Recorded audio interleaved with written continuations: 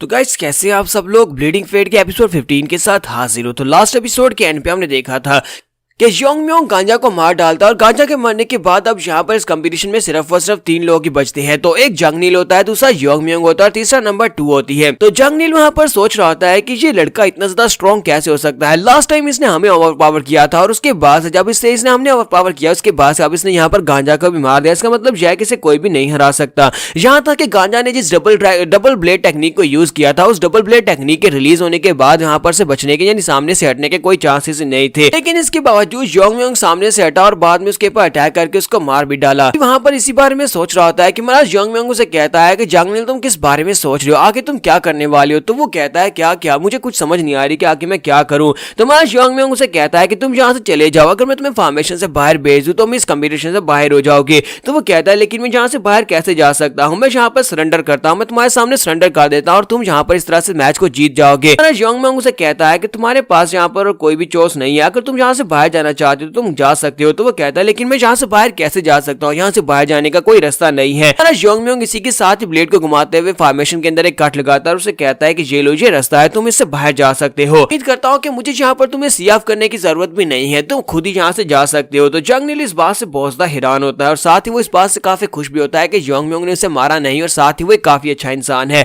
तो वो कहता है कि तुम्हारा बहुत बहुत शुक्रिया मेरी जान बचाने के लिए। और इसी के साथ ही हमारा योंग म्योंग वहां से चला जाता है। उसके चले जाने के बाद जंग नील सोच रहा होता है, उम्मीद करता हूँ कि यही हमारा सेक्टर लीडर बने। अगर ये हमारा सेक्टर लीडर बनता है तो ये हमारे सेक्टर के लिए बहुत ज्यादा अच्छा होगा। वो हल्का सा मुस्कुराता है और कहता है कि तुम्हें गुड लक और साथ ही वो बाहर चला जाता है। जबकि इसी के साथ ही नेक्स्ट सीन जो होता है हमें डार्क मून स्वर्ड सेक्टर का दिखाया जाता है। डार्क मून स्वर्ड सेक्टर के मास्टर माकिनो को दिखाते हैं कि वो अपने रूम के अंदर बैठे होते हैं। जब वो अपने रूम के अंदर बैठे होते हैं उनके पास एक छोटा सा कीड़ा होता है, एक छोटा सा कीड़ा जो कि यूलमुक के साथ जुड़ा हुआ होता है। जैसे यूलमुक वहां पर मरता है तो वो कीड़ा भी मर जाता है। तो मास्टर माकिनो कहते हैं कि हमारे पास जितने भी डिसाइपल्स हैं उन सभी के साथ ये एक कीड़ा जुड़ा हुआ है और ये वाला कीड़ा यूलमुक का था। इसका मतलब यह है कि सबसे छोटा यूलमुक मर चुका है। तो असल में यूलमुक जो था मास्टर माकिनो का नाजायज बेटा था। इस बात से मास्टर माकिनो बहुत ज्यादा गुस्सा होते हैं और कहते हैं कि उस बच्चे को मैंने वहां पर भेजा था, मैंने उसे वहां पर भेजा था ताकि वो सभी के सभी यंग मास्टर्स को मार डाले और उसके बाद टैंक फैमिली को डिस्ट्रॉय करना बहुत ज्यादा आसान हो जाएगा। लेकिन अब जबकि यंगेस्ट मर चुका है तो फिर मुझे यहाँ पर कुछ ना कुछ तो करना पड़ेगा। मास्टर माकिनो यहाँ पर बताते हैं कि वो उसका नाजायज बेटा था क्योंकि वो एक सर्वेंट के साथ उसके किए हुए गुनाह की एक औलाद था, जिसकी वजह से उसकी बीवी ने उसको कभी भी एक्सेप्ट नहीं किया और अपनी फैमिली में उसे नहीं लेकर आ सकता था। लेकिन उसका टैलेंट जो था बाकी सभी लोग उसे बहुत ज्यादा बेहतर था और वो हमेशा से चाहता था कि उसे अपनी फैमिली का हिस्सा बना ले। लेकिन उसे इस बात का डर था कि अगर उसकी वाइफ को पता चल गया तो वो खुद ही इस लड़के यूलमुक को मार डालेगी। इसी वजह से वो कभी भी उसे अपने घर में लेकर नहीं जा सकते थे क्योंकि उसकी वाइफ भी काफी ज्यादा खतरनाक है। इसी वजह से मास्टर माकिनो ने यह फैसला किया कि वो अपने बेटे यूलमुक को टैंक फैमिली में एक स्पाई बनाकर भेज देंगे। उस टैंक फैमिली में एक स्पाई का काम पूरा करने के बाद जब वो मिशन पूरा करके वापस आएगा तो उसे अपनी फैमिली का हिस्सा बनने से कोई भी नहीं रोक पाएगा और वो फैमिली का हिस्सा बन जाएगा। लेकिन अब जबकि वो वहां पर जाकर मर चुका है तो उसके लिए कुछ ना कुछ तो करना पड़ेगा। मास्टर माकिनो कहते हैं कि मैं अपने बेटे को वहां पर भेजा था ताकि वो वहां पर से जीत कर आए, लेकिन अब जबकि वो मर चुका है ऐसा फादर मुझे यहाँ पर कुछ ना कुछ तो करना पड़ेगा। मैं अपने बेटे के लिए कुछ भी नहीं कर सका, सिर्फ उसे मरने के लिए वहां पर भेज दिया। तो मास्टर माकिनो गुस्से के साथ बाहर निकलते हैं और अपने सभी डिसाइपल से कहते हैं सभी डिसाइपल्स और सभी मास्टर्स रेडी हो जाओ, हम सभी लोग गॉन्गसन माउंटेन की तरफ जा रहे हैं। वहां पर जाने के बाद टैंक फैमिली के किसी एक मेंबर को भी जिंदा नहीं छोड़ेंगे। वक्त आ चुका है सभी लोगों को मारने का। और वो सभी लोग बिल्कुल रेडी हो जाते हैं और कहते हैं हाँ कमांडर जैसा आपने कहा बिल्कुल वैसा ही होगा, हम सभी लोग तैयार हैं, हम सभी लोग गॉन्गसन माउंटेन पे जाएंगे। मास्टर माकिनो कुछ ज्यादा गुस्से में होते हैं और अपने बच्चों को रेडी करते हैं ताकि वो सभी लोग जाकर गॉन्गसन माउंटेन के ऊपर जितनी भी टैंक फैमिली के मेंबर्स हैं सभी को मार सकें। जबकि दूसरी तरफ गॉन्गसन माउंटेन का सीन दिखाते हैं जहां पर फॉर्मेशन के अंदर हमारा योंग म्योंग जो होता है वो बिल्कुल अकेला होता है, नंबर 2 से कहीं पर भी दिखाई नहीं दे रही होती। यहाँ पर आप एक करेक्शन कर लें, लास्ट टाइम जहाँ पर भी बताया गया था योंग म्योंग नंबर 2 के बारे में उसे एक लड़का बताया गया था, लेकिन अब पता चला है कि वो एक लड़का नहीं है बल्कि एक लड़की है, वो ट्रांसलेशन की गलती थी। यहाँ पर हमारे योंग म्योंग को दिखाते हैं कि वो रात के वक्त अपने लिए मीट भून कर खा रहा था और कहता है कि ये काफी ज्यादा स्ट्रेंज है, मैं कब से यहाँ पर कितने दिनों से घूम रहा हूँ लेकिन मुझे अभी तक कोई भी कैप्टन नहीं मिला, यानी कि बाकी की टीम के कोई भी कैप्टन मुझे नहीं मिल रहे।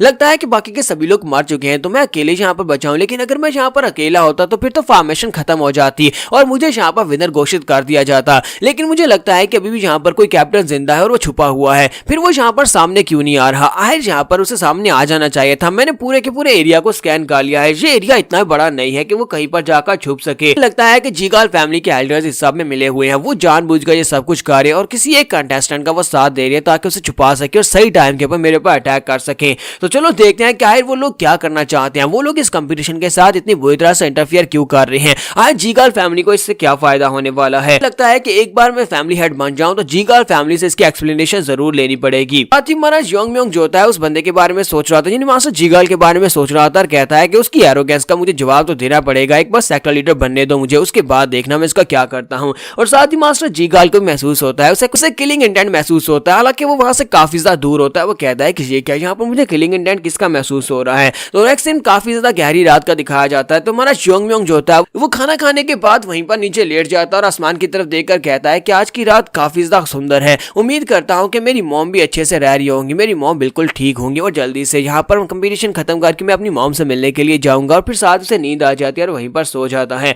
तो हमारा योंगम्योंग जब वहां पर सो जाता है तो इसी के साथ ही नंबर 2 वहां से निकलती है और कहती है कि मुझे मिल गया, फाइनली अब जहाँ पर इस कंपटीशन को जीतने का वक्त आ चुका है। तो जैसे ही वहां पर वो बाहर निकलती है वो उसे देखकर कहती है कि आखिर ये बंदा कौन है, मुझे तो लगा था कि ये योंगम्योंग होता, लेकिन ये योंगम्योंग कैसे हो सकता है, ये तो बहुत ज्यादा हैंडसम है। तो नंबर 2 जो होती है वहां पर उसके बारे में सोच रही होती है। वो कहती है कि मैंने यहाँ पर जीगाल फैमिली के एल्डर के साथ एक सौदा किया था और वो डील ये थी कि जब यहाँ पर आखिरी कंटेस्टेंट जो होगा वो वेनरेबल स्टेट में होगा या फिर सो रहा होगा या फिर जख्मी हालत में होगा, उस वक्त मुझे वहां पर भेजा जाए ताकि मैं उसे मारकर इस कंपटीशन की विनर बन सकूं। तो वो सोच रही होती है कि जीगाल फैमिली के जो ग्रैंडसन है मुझे लगता है कि वो भी इसी की तरह हैंडसम होगा जिसके साथ मेरी शादी होने वाली है। फिर साथ ही वो अपने पास एक पिल निकालती है और उस पिल को खाती है और कहती है कि लेकिन अब यहाँ पर और क्या किया जा सकता है, मैंने वो डील कर ली थी और उस डील को पूरा करना पड़ेगा और अब इस लड़के को यहाँ पर मरना पड़ेगा, यानी योंगम्योंग को मरना पड़ेगा। वो उस पिल को खाने के बाद सारी अपने पास से स्मोक निकालती है और पॉइजन डिस्ट्रीब्यूशन गैस का इस्तेमाल करते हैं, वहां पर काफी सारी गैस को रिलीज करती है ताकि हमारा योंगम्योंग जो है उस गैस को सूंघने के बाद बेहोश हो जाए और उठे भी ना।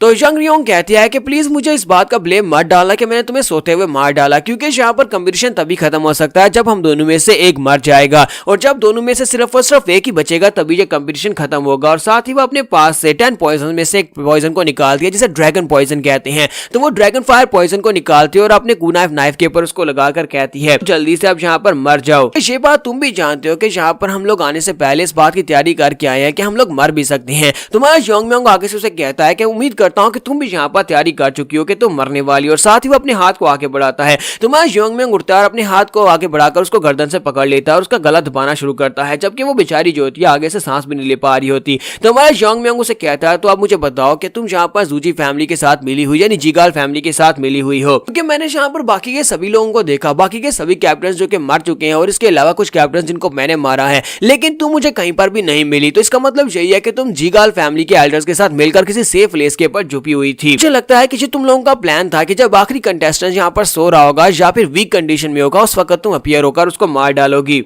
लेकिन मुझे ये नहीं पता कि तुम दोनों में डील क्या हुई है। चलो जल्दी से बताओ कि जीगाल फैमिली ने तुम्हें क्या डील ऑफर की है। जबकि वहां पर नंबर 2 सोच रही होती है कि आखिर इसको कैसे पता चला कि मैं यहाँ पर आने वाली हूँ। तो योंगम्योंग उसके गले को और भी जोर से दबाता है और उसे कहता है कि अगर तुम यहाँ पर जिंदा रहना चाहते हो तो फिर जल्दी से बताओ कि तुमने यहाँ पर जीगाल फैमिली के एल्डर के साथ क्या डील किया, मुझे हर एक बात सच सच बता दो, अगर एक बार भी मिस हुई तो फिर मैं तुम्हें मार डालूंगा। और यहाँ पर हम लोग अपने एपिसोड 15 का एंड करेंगे और नेक्स्ट एपिसोड में देखेंगे मास्टर माकिनो यहाँ पर इस माउंटेन की तरफ आ रहे हैं, तो वो यहाँ पर आकर क्या करेंगे, क्या वो भी यहाँ पर योंगम्योंग के हाथों से मारे जाएंगे। एपिसोड की एक्सप्लेनेशन अच्छी लगी हो तो कमेंट करके जरूर बताइएगा। चैनल को सब्सक्राइब कर दे, वीडियो को लाइक और शेयर कर दे। शुक्रिया।